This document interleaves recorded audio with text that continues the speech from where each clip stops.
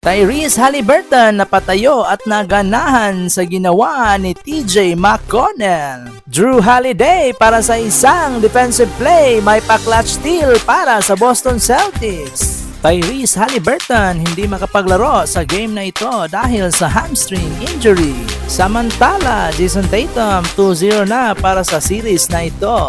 Boston Celtics versus Indiana Pacers pa rin para sa Game 3. First quarter action, 3 points agad para kay Jason Tatum. Under 7 minutes to play sa first quarter, isang tres na naman na nagmula kay Jason Tatum.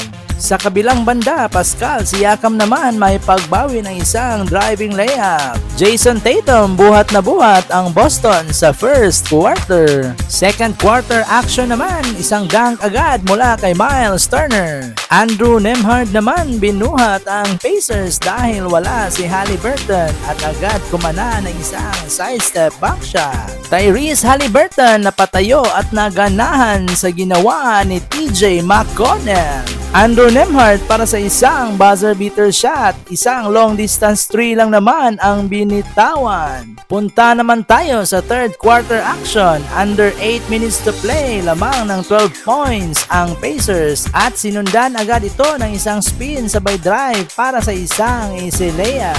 TJ McConnell from the bench, 23 points na siya kasama na ang isang short jumper na ito. Samantala, late in the third quarter, muli na namang nagparamdam si Jason Tatum ng isang tres. Early in the fourth quarter, magandang run para sa Boston Celtics at napa-timeout bigla ang Pacers nang kumana ng isang tres si Al Horford. Under 5 minutes to play sa fourth quarter, Jaylen Brown agad kumana ng isang monster dunk. Pascal Siakam at Nembhard combination naman. Nice assist para kay Siakam para sa isang tres ni Nembhard sa corner. Balik sa 8 points ang kalamangan ng Pacers under 4 minutes to play sa fourth quarter nang kumana si TJ McConnell ng isang tres mula sa right corner.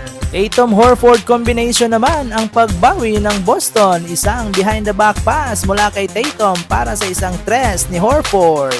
Drew Holiday para sa isang and-one play at biglang lumamang ang Boston sa huling minuto ng laro. 14.1 seconds to play, Jason Tatum mintis ang kanyang layup at na-rebound ni Andrew Nembhard. Sabay coast-to-coast dribble para kay Andrew Nembhard. Drew Holiday para sa isang defensive play, may pa-clutch steal para sa Boston Celtics. Hanep na depensa ang ginawa ni Drew Holiday para sa play na ito. Na-foul pa si Holiday at 2 free throws para sa kanya. At sa huli, hindi na naipasok ng Pacers ang kanilang huling shot. Panalo ang Boston sa score na 114-111. Maglalaban sila ulit ngayong Martes para sa kanilang Game 4. Mga idol, huwag kalimutang mag-subscribe, like, and hit the notification bell para updated kayo sa susunod nating videos.